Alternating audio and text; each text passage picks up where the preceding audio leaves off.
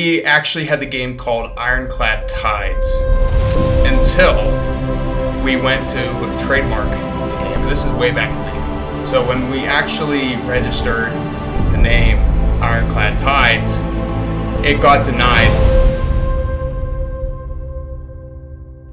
Welcome to another episode of the Nebulos Entertainment podcast. Today, it's just Eric and I again. Con decided not to join us today, although I don't think Eric and I asked him.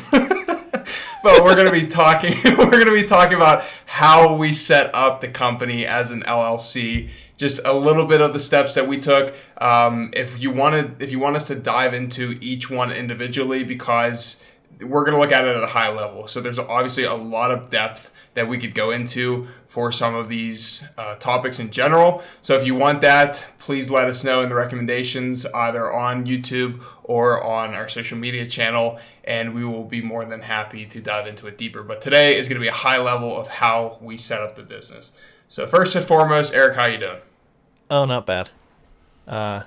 Living? Basically, this is going to be, we're going to take the format of me asking Cam questions and him running with it, because when Con and I started this whole game development venture, we had literally no idea how to do any of this stuff. So Connor got the idea to pull Cam in. So what was the first thing that, once you knew what we wanted to do, what was the first thing that you thought we needed to do legally? So one of the first things that I thought that we needed to do was protect the IP. And in order to do so, we needed to find an attorney. So there, you can go on like LegalZoom, you can go on InkFile.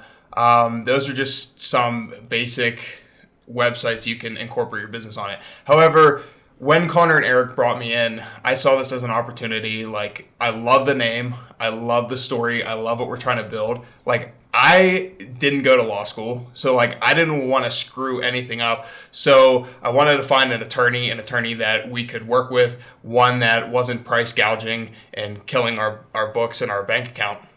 So when I first started looking for an attorney, it actually took me 6 months to find the attorney that we currently are using still 3-4 years later.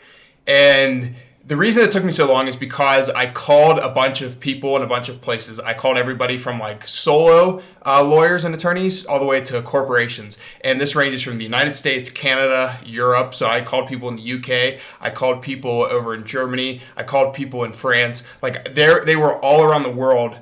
And, you know, because from like a game perspective, there, you come to the conclusion that you have a chance to release your stuff like outside of where you're from, outside of domestic, right? So like US. So, you can, if you're in China, you can download our app, whatever the case is. So, I wanted to find an attorney that, could potentially help with that. That's why I also looked outside of the US. But we landed on an attorney, Odin Law and Media, out of North Carolina. And Brandon, specifically, he's been great. We deal with the owner personally. So he's been fantastic for the years that we've used him. So he started getting us incorporated into an LLC. But, when we look at that, we looked at it from like, okay, do we want, S Corp? Do we want to be a C Corp? We just chose like straight multi-member LLC, like take the limited liability. We couldn't obviously be taxed we're taxed as a partnership, but we obviously couldn't just be a partnership because there's more than two of us, and we couldn't be a sole proprietorship because that is only one person. So we landed on a multi-member LLC. For anybody starting out, that is what I would highly recommend. It's going to be your most popular for smaller indie devs and smaller studios. So we landed on that. Started getting that stuff all situated. And one of the other first things that we did with our incorporation package, because we incorporated in Pennsylvania where the business is out of, is we actually went and trademarked the name and the logo right out of the gate. So trademarking is super important, okay? And I know, especially from an entertainment and a creative brand, and I know because I know people that didn't protect their intellectual property, and people came after them for it, and they lost their company. So they lost thousands of dollars, tens of thousands of dollars, actually. They lost years of hard work that they've put into it. You have common law, but if somebody has already registered, your common law does 9 times out of 10 doesn't mean squat. And if you get to that point where you go to court, you're more than likely, especially at our level, not going to be able to afford the battle that you're going up against because it is costly. Court cases are costly. So we went into forming an LLC, right? We got our EIN. So Eric, for anybody listening, that is basically your business social security number. It's your employer identification number. That's what EIN stand for. So this is so people can identify your business, especially for tax purposes. The IRS, everybody just loves them, and I say that loosely. So we looked at that, and also I spent a lot of time looking for registered agents. So when I was looking at registered agents and I was looking at attorneys in general, I got very familiar with the questions and answers to ask. So when you look for attorneys, for example, almost all of them give you a free consultation so that they can get to know you, you can get to know them to make sure that everybody's the right fit. Take advantage of these free consultations, okay? And I say this because you'll start to become very familiar with the answers for what you should be hearing when you talk to these attorneys, okay? And I got very comfortable and very familiar with the questions that I was asking them and the answers that I should be getting in return based on the majority of the people that have given me their answers to begin with. So if I know somebody's they're like leading me the wrong way, or I would get caught into talking with like a corporation, they would be like, yeah, I can help you with this, but I don't handle this other stuff. I push you off to somebody else, and it's like, okay, I don't want that. I personally want to work with like a smaller team that actually can relate and devote their time to my small business. Because I'm not a huge corporation. I don't want you to push me off, down the line to somebody in another department because you don't handle this, for example, right? Because then you get caught up in the spider web of what the hierarchy of the corporation.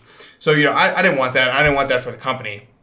So, when you use these consultations and you ask questions, then you start to better understand like what everything should be priced as, okay, and how they're competitively pricing, for the market. So this we had quotes anywhere from like $10,000 to $15,000 to incorporate our business, all the way to starting from like $1,000 to $2,000. And I know incorporating a business is not that difficult. It's not that difficult, right? But it allowed us to build a rapport, a relationship with Brandon and his team and his business. And we didn't pay 10 to 15 grand. We wouldn't have paid 10 to 15 grand. Like from a company perspective, that just wasn't going to happen. So, we paid like a few $1,000s, and this was to set up the business. This was to do 2 trademarks. This was to get 5 different variations of contracts, and anywhere ranging from like revenue share percentage to just in-game documentation, or for our video game, like in-game, what's the correct word I'm looking for? Credit, yeah, in-game credit to just nothing in general. And, we obviously have our operating agreement. So, like, we got a lot of stuff for just a couple $1,000. And, here we are 3 years later. Everything is everything's perfect. We're still in good standing with the state and everything. So, I think that the hard work and the time and the dedication to finding this attorney, it paid off for us. So I would recommend him, Odin Law and Media. I would recommend Brandon and his team. Tell him that Nebulos sent you. So yeah, that's been... Yeah. No, he knows exactly. I actually just emailed him last week and let them know that our game was out. So they said they would take a look at it. So yeah, they're super nice people. Like I said, I would definitely recommend. So in addition to this, it is very important that you have a business plan. I know that people are like, well, it's just time and documents and it changes so much. Yeah, however, it gives you a step in the direction that you're trying to go, right? So like you're going to have your vision statement on there, your core values, your mission statement, what your company is all about, like what you offer as a company, your USP, your unique selling point, the projects that you have, the ways that you market. It can have a SWOT analysis. It can have your growth potential, the value to customers, anywhere from like your pricing strategy to your product strategy. Like these are things that you want to be aware of. And you don't need to have them down 100% set in stone because they will change. You will have to adjust like with the market, with the team size, with everything that you're doing as a company, So it's just a great way to identify where you're at and where you want to go, whether it's a 5-year plan, it's a 10-year plan, whether it's a 1-year plan, right? Because you can have short and long-term goals. So short-term goals would be anything from a year less, and then your longer-term goals would be anything from over a year. So these are just great things to have. I know that we we put together. I'm actually looking at ours right now. Ours is 36 pages. So our business plan is 36 pages. Not that you need to have that many pages. We have it because we dive into like the plan overview in terms of like what the business is all about, how we market it. We have an executive summary. We have our customers, our clients, our competition. In terms of the marketing strategy, we have pricing, position, we have promotion, we have our physical environment, we have SMART goals on there. We have marketing activity from recruiting options to training programs to retention strategies. We have, innovation in there. We have risk management, some, legal considerations as well, so that the team in general is up to date with what's going on with the business side of things. So, we do look at it from a higher up perspective. And I think that this is one of the reasons why Connor and Eric had wanted to bring me in, because I love this stuff. And this was one of the things that I hopped on like right away, okay? And then I got us an EEO statement. We got a slogan, right? So there's a story in all of us. That's our slogan for Nebulos Entertainment. We identified our core values. We identified our mission. We identified our vision for what we want to be and where we want to go. So all in all, I think that when they brought me in, I don't know, Eric, I thought that this took maybe close to a year just to get everything done, including the 6 months of just looking for an attorney. So yeah, we moved pretty quick. Yeah, it seems right to me, because it was, I want to say 2017 we pulled you in, and then I think, was it October of 2018 when we actually, got all this stuff back that we were, right, actually Nebulos Entertainment. Right, yeah, we became Nebulos Entertainment, and we became, we had the LLC, we had our EIN, our registered agent. So for people that don't know what a registered agent is, this is somebody within the state that gets like your legal stuff. So for example, you have to have one of these. You could be your own registered agent, but like if somebody comes to you to serve you papers and they expect you in court, then, this is why they usually have somebody, you hire somebody to do it. So for Nebulos Entertainment, we used Inc. Corp for, I believe, 2 years. But we remained in good standing. We never had any legal issues because we're so new. I don't think that it's necessarily worth some of the money that you have to pay, because this ranges anywhere from like $90 to a couple $100 annually for a registered agent. So, we just didn't see that as basically something that we needed to pay for, because we weren't being served legal documents. We just put the game out like 2 weeks ago. And speaking of the game and the website, so the website became huge too. Con, had actually like built the website. We built it on, what was it? Not WooCommerce. I can't think of it. I can picture it, but I don't. Yeah, we're on Webflow now, but it's not WooCommerce. That's like the e-commerce side of things that we did. Oh, WordPress. That's WordPress. It. Starts with a W. Yeah, we were close. There we go. Well, so WordPress turns into WooCommerce when you add products to it. And I bring this up because we actually started dropshipping Nebulos products. As you can see, my hat and my mug right now, branding, product placement. So, we had started working with WooCommerce to dropship products for everybody to, have some of our own material out there. And then when COVID hit, we got rid of it because it just turned into a mess. And we haven't gotten it back to where we want it, because now if we're going to do it, we're going to do actual like full-blown private label products, so which is going to be awesome, but we're focusing on gaming right now. Anyway, so with the website, Con had built the website. We had a privacy policy. We had the terms of service, the terms and conditions. So privacy policy protects the user. Okay, so this is going to protect the user's personal data and the steps that us as a company, what we're doing to keep it safe for you. So in terms of condition, this is going to be what like you expect from both like us and the user. Okay, so this is going to basically set the expectation. So they are different. I would recommend both. And especially if you get into game development, you're going to want a EULA, which is an end user license agreement. You're going to actually probably need one for releasing your game out there for everybody, depending on the platforms that you use. So we had set up the privacy policy. We had set up the terms and conditions. This was actually in the package that we got with Brandon and his team when we first set up. So we were and continuing right now to actually look good from like a business standpoint, because since then the only other step that we really took was we trademarked Stormward Sales. And before Stormward Sales, just a little flashback here, a little get to know the company. We actually had the game called Ironclad Tides until we went to trademark the game, and this is way back in the beginning. So when we actually registered the name Ironclad Tides, it got denied because there was a company in Canada, a PC company in Canada, that had actually registered like Ironclad PC or something here within the States. They hadn't used it since like, I don't know, 2012. They literally were not even using it anymore. But there was a chance that, it actually did get denied. It got denied. So when we filed it, it got denied. So because it was too close in proximity to being the same thing.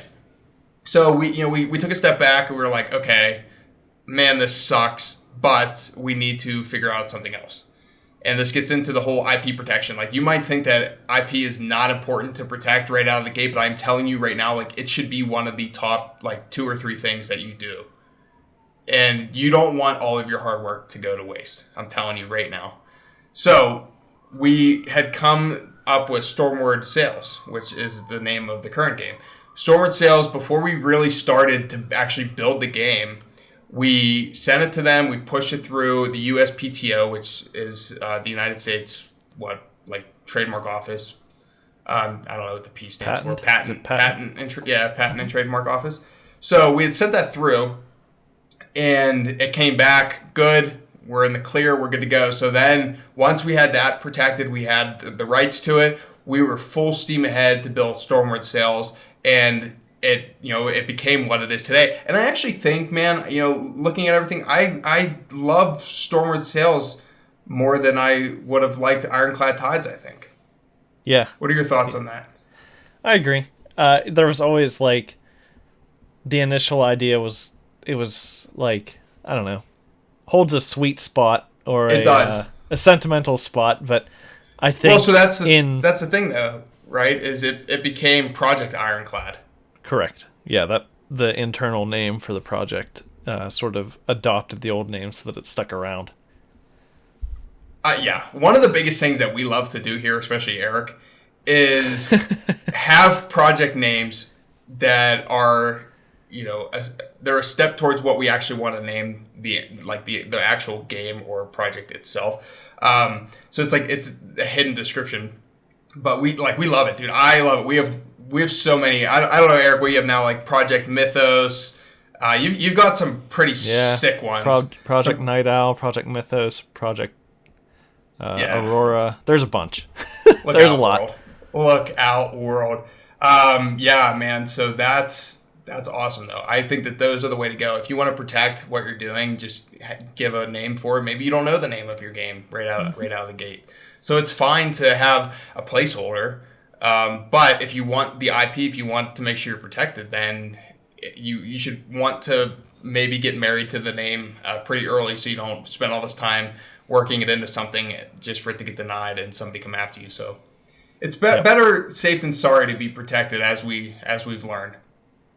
So other than getting the contract set up, if you're a business, so like for us, we have freelancers. That's why we had contracts set up.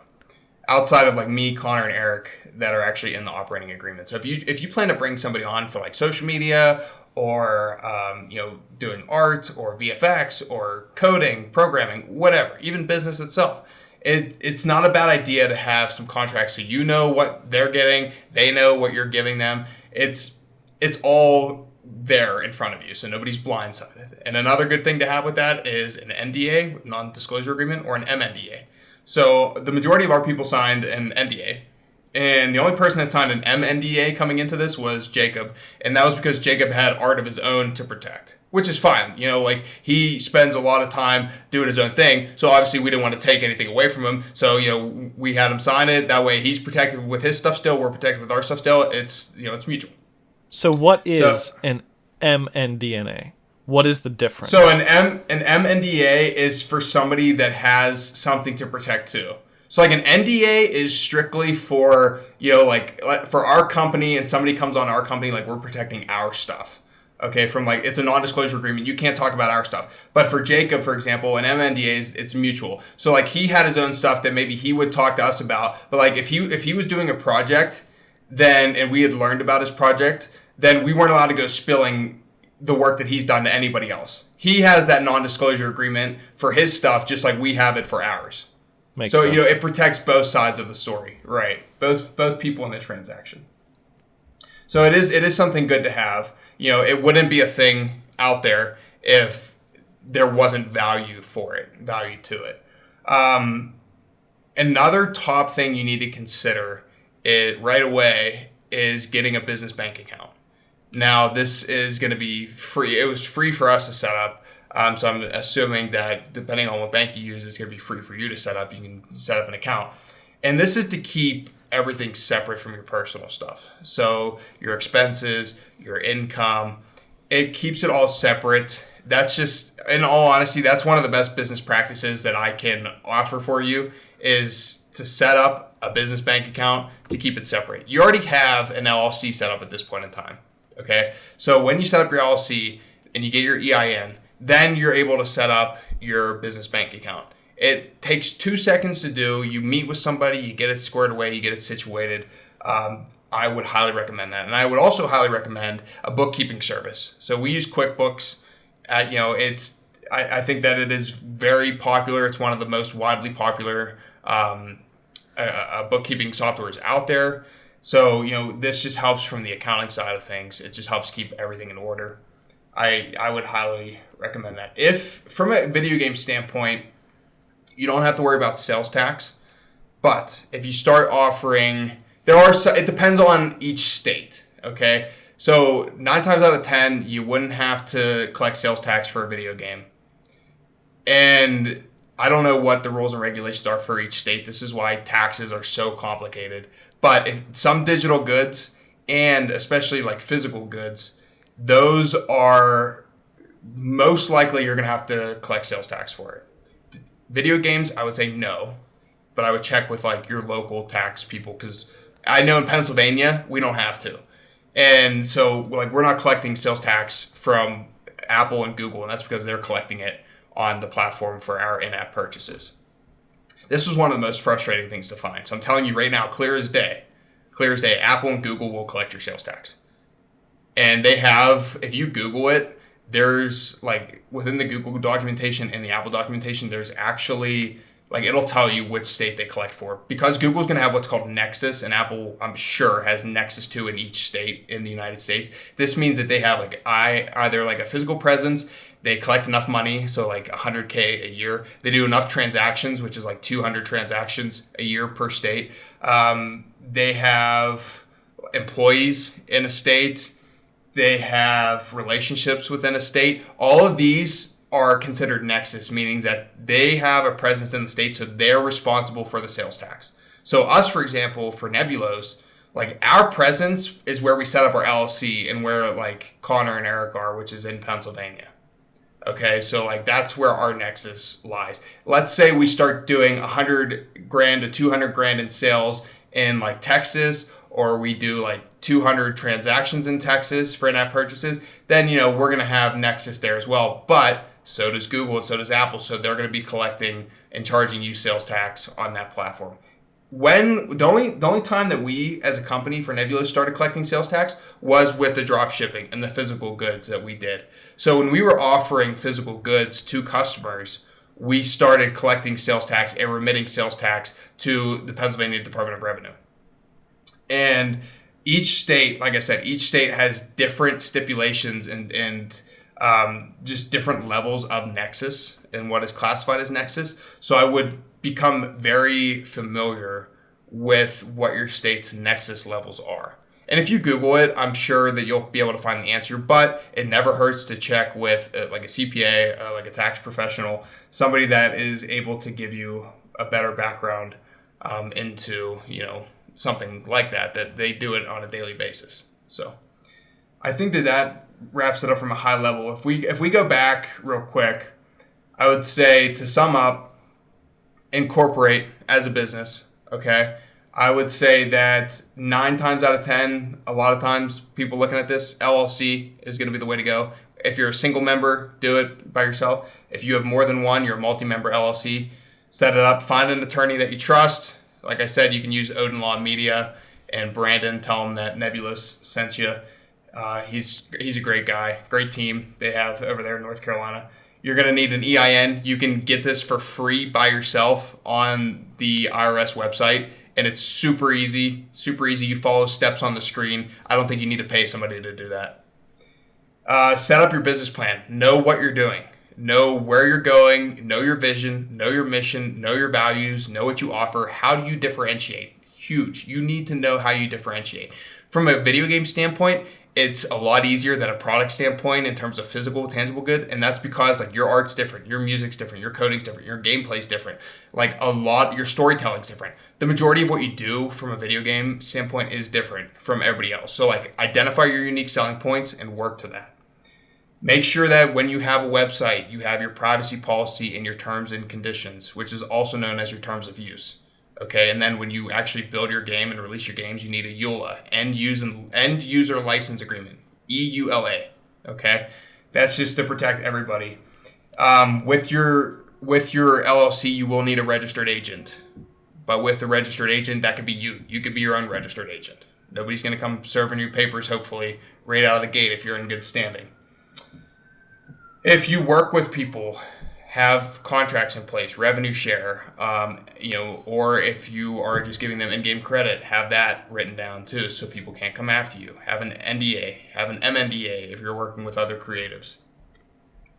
Have a business bank account. Super important to separate your expenses and your incomes. If you are selling tangible items, make sure that you are on the right side of sales tax. And you're not going to learn all about sales tax right here in this episode because there's way too many hoops to jump through. Eric, other than that, did you have any other questions? No, I think that did a pretty good high-level sum up. I think one thing we want to do, and we've been working on as a team, is getting some information put together for our new website. And I think this kind of information would be really useful. So, maybe once we get to that point, we'll let everybody know, hey, these points that Cam went over here are going to be written out somewhere so you can see sort of how he went about everything. But that was a big reason why we pulled you in is, again, we had a very minimal idea of what all of this stuff involved. So having someone come in and take that weight off our shoulders kind of allowed us to focus on development and the creative side of the studio. So right. Yeah, for everybody listening, leverage your network. If you know somebody that has done this before, that has been in it, then ask them for some help. Because if they are truly your friends or they want to truly see you succeed, they're going to be able to help you out here. But it also doesn't hurt to do your own research. Okay, so, get to know the people that you're going to work with before you automatically just say, yep, I'm in, let's do it. Especially when it comes to working with a legal team. Because last thing you want to do from working with a legal team in that perspective is to work with somebody that's going to push you under the rug because you're not bringing in enough revenue for them, or you're not using them enough, or you're too small, they don't really care about you. And this happens a lot with a corporate setting until you need them and until you're ready to shell out every single penny you've ever made. So be smart, take your time, find somebody that you trust, and then go from there. But yeah, I didn't know all this stuff coming into it when Eric and Connor pulled me in. However, I had seen what they were building on the backside, and they had brought me up to speed with just the creative and the storytelling and everything that they wanted to build. And there was 10 out of 10, I would go back and do it again. And, it's crazy because I believe so full-heartedly in what these characters can be for everybody and what the storytelling can be for everybody. And I really, and I know Eric would be the same play, we would really appreciate you going to see Stormward Sales, go to play Stormward Sales. It's for free on iOS and Google, and just see what this team had built in 3D from literally no prior experience. Because I'm telling you right now, like right out of the gate, like we came hot out of the gate. Because this is something that a lot of people, a lot of companies just aren't able to do, like from having no background. No background, other than Eric being able to draw a little bit, Con being able to code but never program. Eric never did 3D meshes or anything like that before. The team as a general came together as a collective and was able to put this out, but there were a lot of struggles, but we were able to prevail. So if you could give that some love, go download it for free, and we can leave it there, unless Eric, you had anything else. That's it for me. If you want to close it out, I'll let you take over. Oh, we can close it out. Real quick, if people would love to get some merch, let us know, because if there comes more opportunity and more, if people want it more, we will go and start customizing and dropping some merch again, because we want it too. But for the sake of what we're building right now, it's just not a top priority for us. So other than that, thank you for taking the time to listen. If you liked and found value in this episode, please feel free to share with your friends and family. You can follow us on social media at Nebulos_ENT. If you'd like to stay up to date with the team and our shenanigans in general and latest releases, you can subscribe at nebulosentertainment.com. If you want to also support our Patreon, we are very grateful, very thankful.